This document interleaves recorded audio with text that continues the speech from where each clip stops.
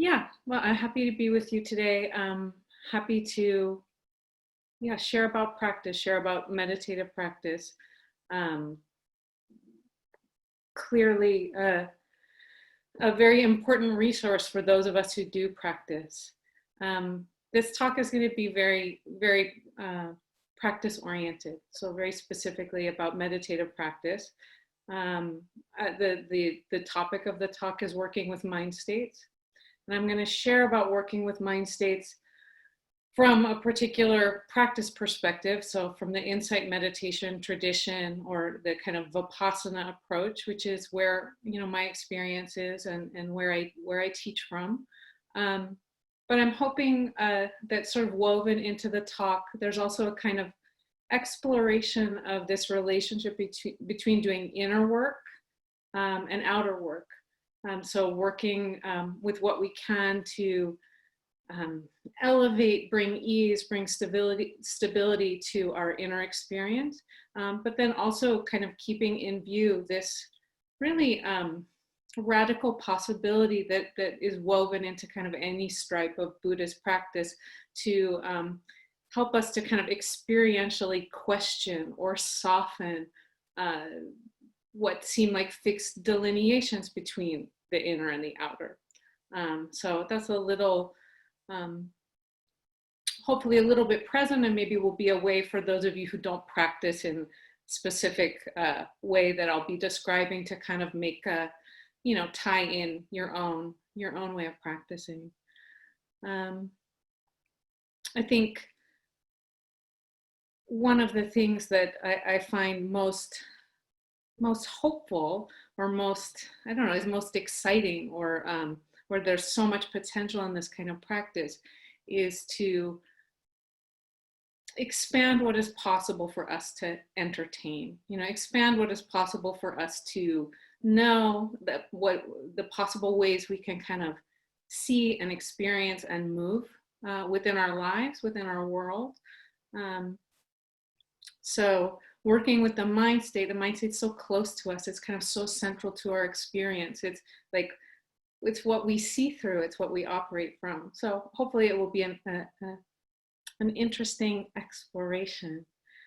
I will begin maybe just by defining how I'm talking about a mind state. So that's a pretty vague term, and if I was to say just go be mindful of your mind state, I would think that would be a challenging request.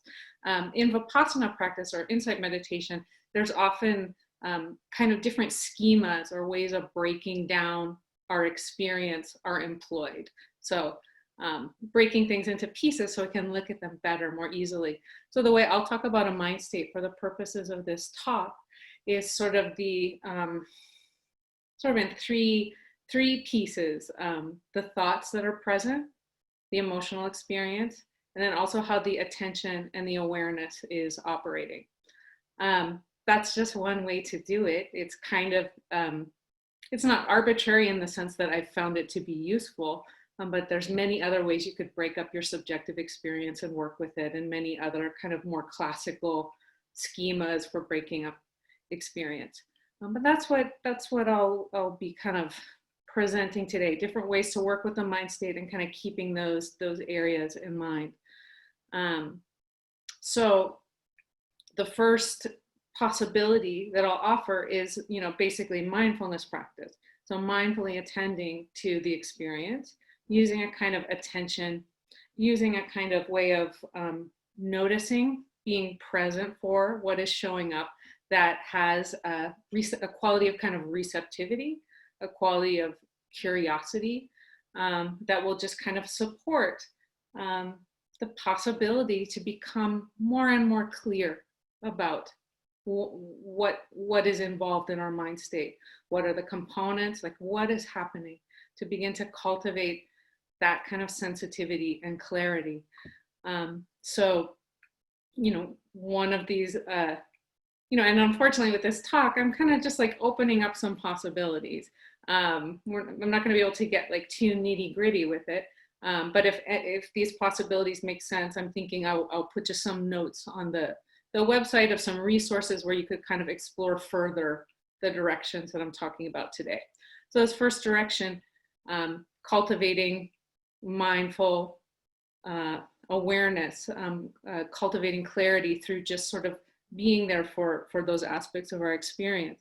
So with thoughts, it's basically a willingness to open to the space of thought, open to our thought space, to begin to, listen, notice words, phrases, the, kind of almost like conversational voices, images that might arise. When we do this kind of practice, we become more and more sensitive over time. So, even in the years that I've practiced, even now I can sort of see that I have the ability to, some sort of new level of subtlety will come up. It feels to me kind of what we're able to notice in our own thoughts is often very much related to how equanimous we are. How, over years of practice, the tendency is to get a little bit less kind of like hung up about ourselves. When that happens, it's like you can hear more. You can hear the ugly, that's kind of, you can hear the things that are, we don't want to hear. We hide from ourselves. All of that comes up. It's a very, it's a beautiful progression and possibility to have, more sensitivity there. When I talk about thoughts and thinking, it's definitely just whatever's going by. We might start to notice repetitive thoughts, patterns of thinking we have. If we look in terms of mind states, we may start to become sensitive that there's kind of particular repetitive thoughts that are associated for me with a particular mind state. So when I tend to be fearful, I may have kind of thoughts that I kind of associate with that, and I can start to become sensitive to those thoughts appearing and kind of where I'm at. We may also become sensitive to thoughts that just have a lot of punch, that have a lot of power, maybe that send off a ripple in our emotional experience. There's not only maybe thoughts that are more present with a particular mind state, but I think it's also really helpful to think about, as a meditative practitioner, that there's thoughts that are not available. There's thoughts that are hidden by a particular mind state. I'm very angry. I may not have available these kinds of thoughts that are, very compassionate or kind or generous. They're just gone. Yeah. So that's part of it. We also have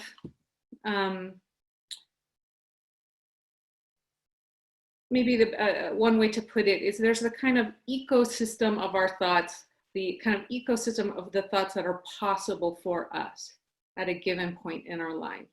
Yeah. So with practice, there tends to be a movement, ideally towards the expansion of that. There are things that I can see for myself as a practitioner, 10 years ago, it's just things are possible that just weren't there. I mean, hopefully this kind of progression just happens for us as human beings, but it's a specific intention of practice to kind of push that open more and more.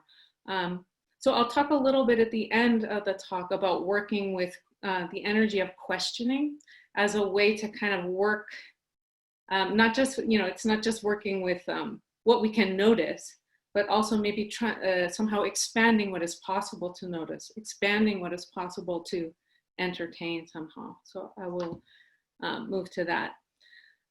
So yeah, it's just an intention to pay attention to a particular aspect of our experience, like our thought process, like the thoughts that are there. And if we do that, in the kind of Vipassana insight meditation approach, we're intentionally choosing just one area.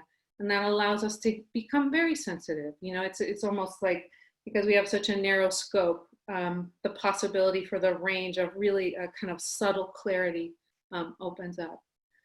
That being said, like whatever practice you're doing, even if it's a breath meditation, let's say, where you're, intentionally paying attention to the breath and coming back, like all the things you're coming back from are going to probably be these components of a mind state, at least to a large degree.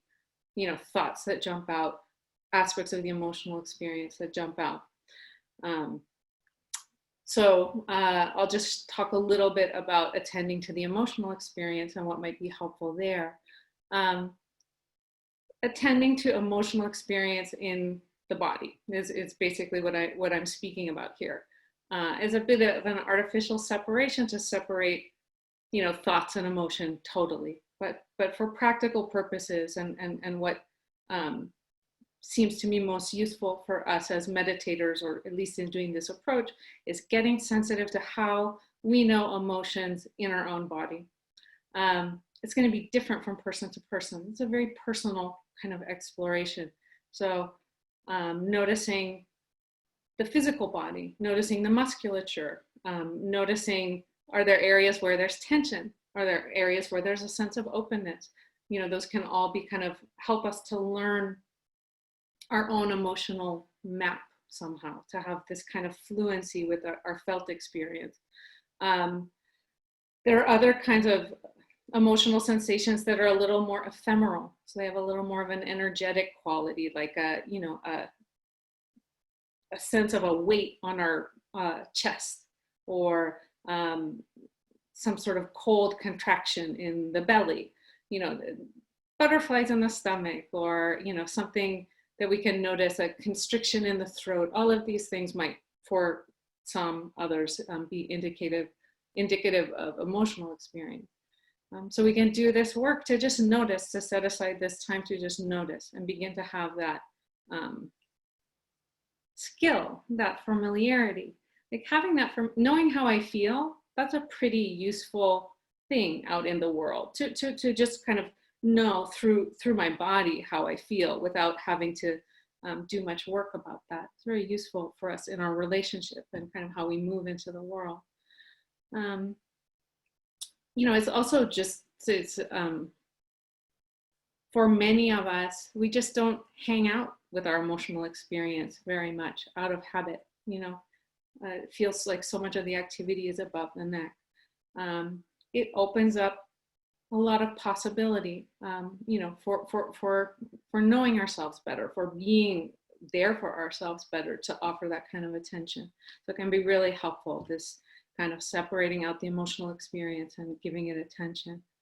The last piece of what I'm offering in terms of a possible schema for attending to this, our mind state, or that aspect of our experience, would be to become sensitive to and curious about how our attention or how our awareness is operating. Maybe another way to say this is kind of the quality of the mind. Yeah, so is the mind contracted? Is the mind open? Is the attention very kind of, outward and narrow? Or is it broad and receptive and just kind of waiting to, receive whatever's showing up? Working with attention and awareness, that's something that to me is a very special and kind of particular thing that's on offer through meditative practice. It's a very kind of direct, possibility. So we may notice, if we begin to kind of work in this way, that there are particular kind of ways our attention is operating with a given mind state. And that can kind of clue us into, it's another way to work. And I'll talk a little bit after this about working directly with the attention as a way to kind of open or free or shift our mind state. So that's just a little, the possibility I'm describing now is just devoting the time to working kind of in pieces as a way to sort of get this kind of clarity. When you get this kind of clarity, it's like you have a very different possible way to relate to, let's say, overwhelming mind states, negative mind states.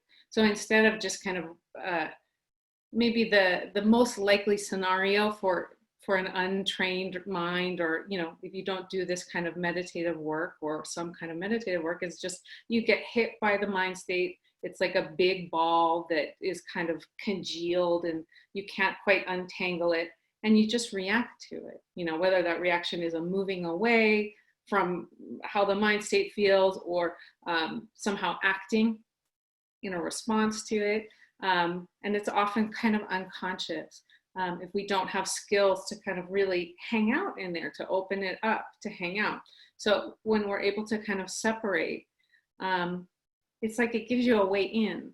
You have options then. There's the possibility to attend to one aspect of your experience instead of having the whole mass be kind of overwhelming. So for me, if I'm having an overwhelming mind state, if one arises from within or from without somehow, I can intentionally station myself, attend to the emotional experience in the body.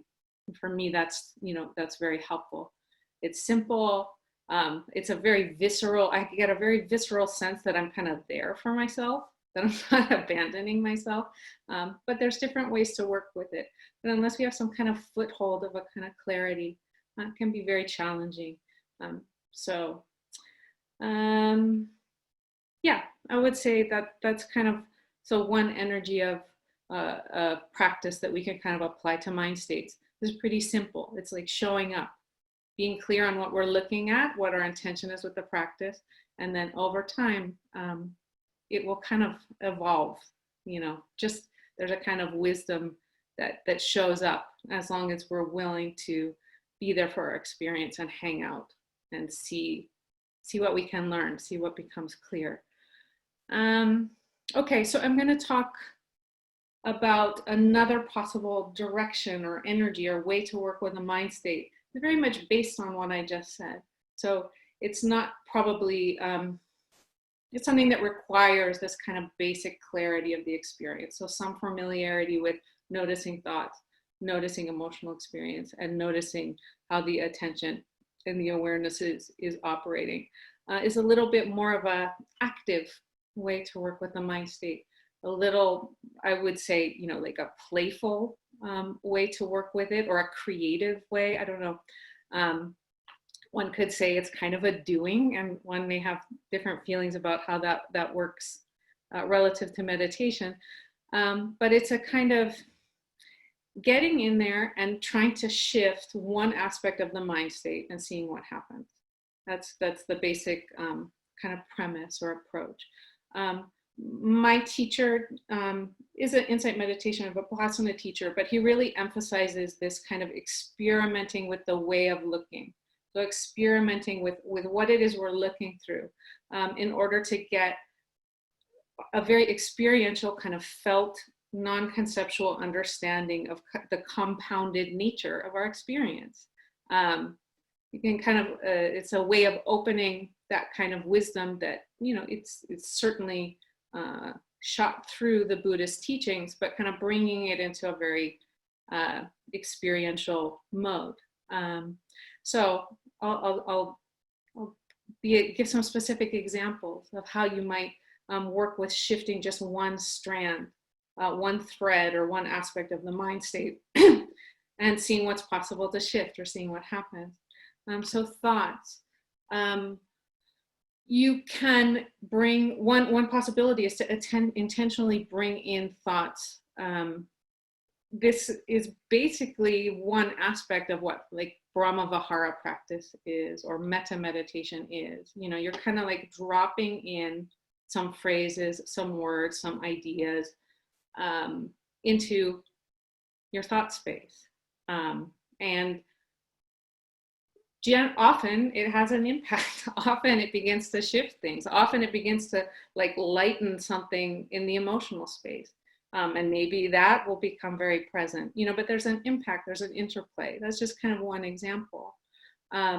Looking at the emotional space, this was very liberating for me to actually see that I could have some sort of impact on the felt experience of my emotions, because that's one area I was very identified with, or that, that just seemed like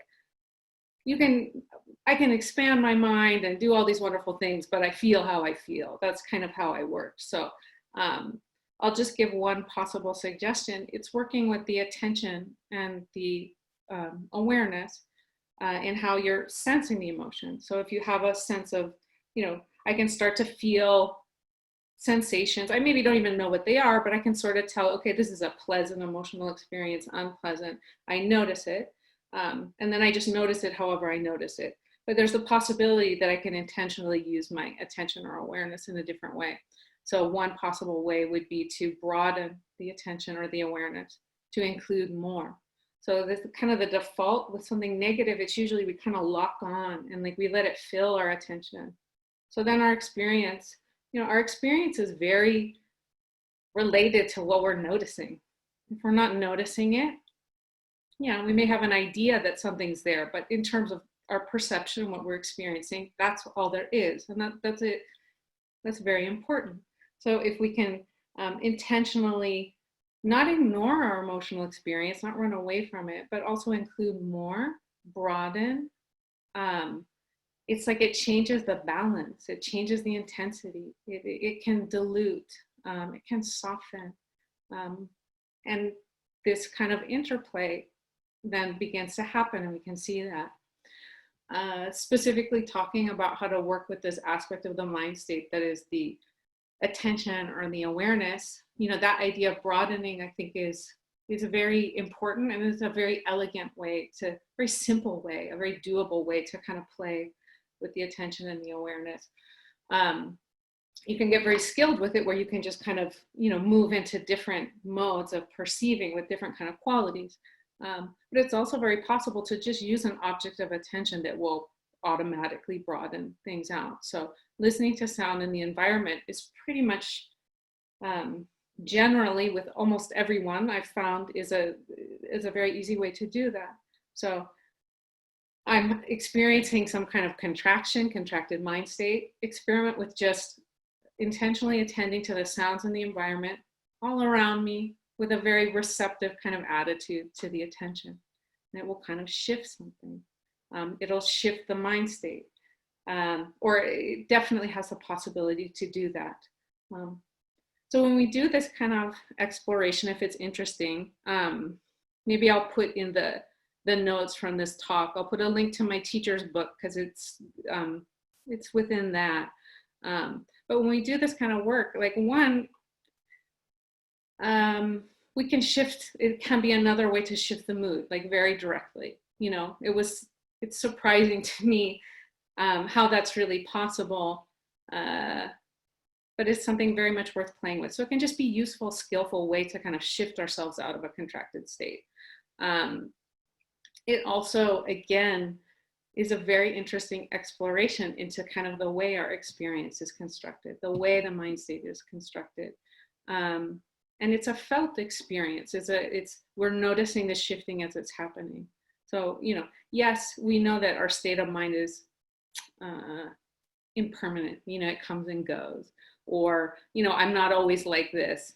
I'm not always this angry person. But when I actually am the angry person, I actually feel like this is who I am. And I am an angry human being, period. So it's a way to sort of work, not on the level of thought, see the transformation and see the kind of almost the fragility of that state somehow. So yeah, that's sort of part two. Part three, I just wanted to open a little possibility related to thought, thinking, and this idea of the ecosystem of what thoughts that are available to us, or our conceptual framework, or it's very related to our sense of how things are. What's acceptable, what's not acceptable, what's possible, what's not possible, what's real, what's not real. I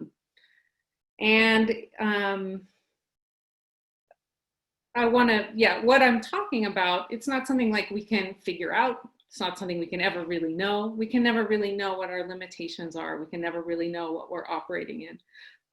We can know, and we can start to be sensitive to the movement of breaking through, We can become sensitive to sort of feeling the edge. We can start to feel stuff where I feel like there's something that wants to give. It's not useful. It's not serving me. It's not in alignment with my deeper intention. I don't really know what it is, but you sort of feel that. I feel it when sometimes I feel my practice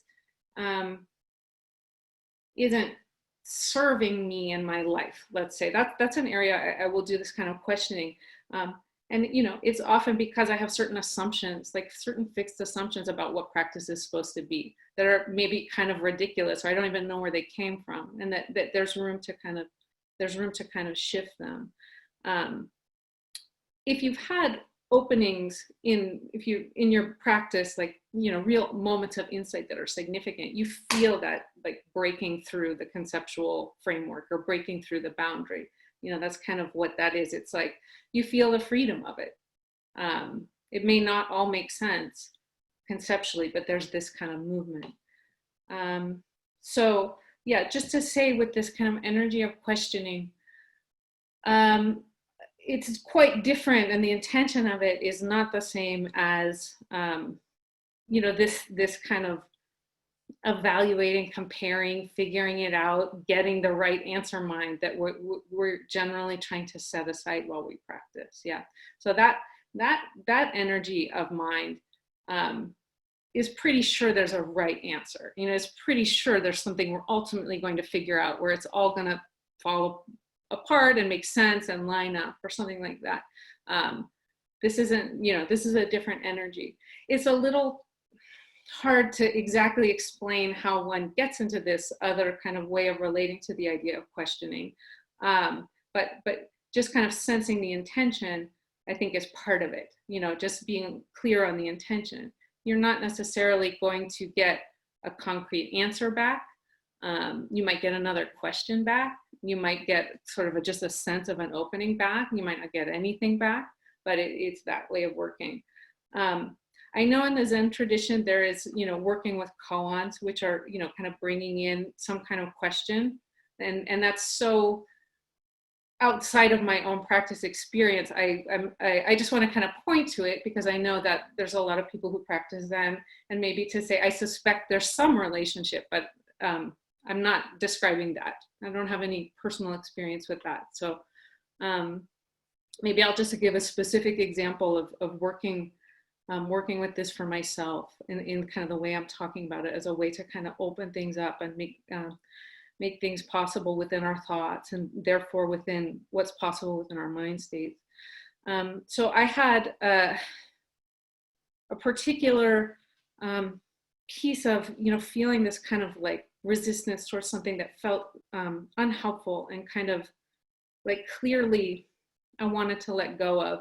That came up for me in terms of how I felt able to participate in things like a protest march, or things like engaging in the dialogue actively that is happening around race and racism. And, you know, for those of us who are white, you know, for myself, you know, I understand this is a conversation that has been really actively happening for those, you know, who are not of privilege, for Black people and all of that. But there's for those of us who are white, to me, it feels like a clear time to do some expansion, you know, to work in that way. And so I had a wish to go to a protest march, and I've gone to marches and other demonstrations, but I always did it with other people. And I had selected one that I would go to by myself, based on where I was. And I felt this kind of strange resistance. It manifested in being very hung up on like little details of being worried about things that I might do wrong, that were very small details.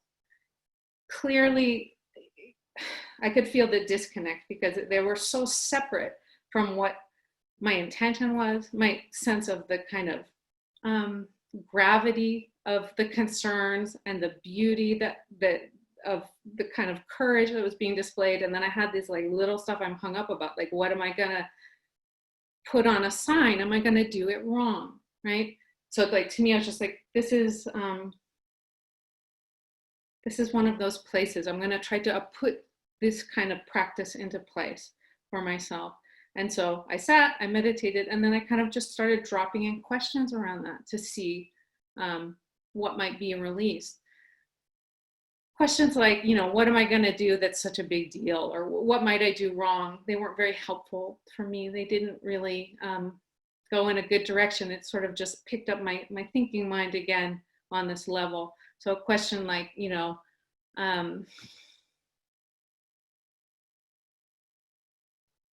why is it a problem if I do something wrong? Like, why is that a problem? Something like that. It had more like energy for me, and kind of asking that, why am I worried? What, all of these things, what will happen? And kind of what I got back was just sort of a response like, like, so what? Like, so what? It's kind of hard to explain it, but the response itself was sort of like saying, this is all fine. Like, I can make mistakes and these things can happen and other things can happen too. So I kind of narrowed myself in my conceptual framework where it was like, I can't do anything until I fix this one problem. But the possibility was actually that, yeah, that kind of small, whatever is going through my being can happen. And also too, I can have movement. Also too, I can let myself be pulled by a deeper intention or a sense of what is right, or a sense of, something larger than whatever my stuff is. And when I did that, it's sort of like it revealed the emotion underneath, or it revealed these feelings of shame, these feelings of guilt, these feelings of that are very, some are very old for me, that just have to do with like, I don't want to look harmful. I just don't want to look harmful, And then when that comes up, then I have the opportunity to kind of attend to that in the ways that I know how to do through my practice. So like what I'm talking about isn't like a final solution at all. Instead, it's sort of like, it's like developing a taste for aligning with the process of breaking a limitation, whatever this process is for me, it's going to happen again and again. There's certain things that come up from our conditioning that they really take a kind of circumstance to reveal them. So, on this path, even if we go very deeply with a lot of freedom, it doesn't like cut what can kind of show up. So I think what is useful for me is to find these ways to see a kind of beauty in the breaking through the boxes, and to align with that. So it's like to align with this movement of freedom, not to align with the idea of some solution where I'm finally going to be like really perfect and great and never do anything wrong. That's not a helpful direction. That's a direction that freezes and limits and adds something that blocks the movement. So yeah, to align with that sense of like wonder and movement of expansion. I think that there's so much possibility in that. And so in so many ways, our practice offers us the possibility to do that. And when we do that, there's something that can like nourish us and strengthen us that is always present. That's a movement. It's not like a goal or a state or something like that.